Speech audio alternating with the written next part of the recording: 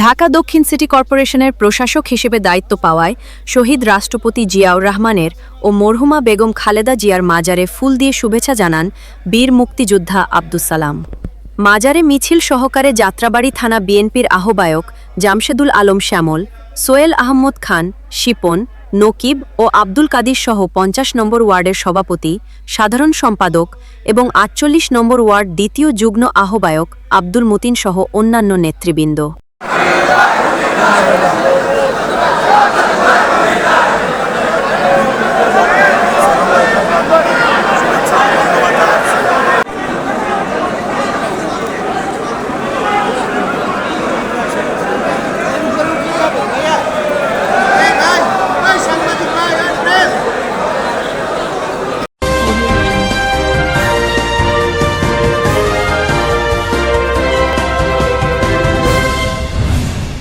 Jungle.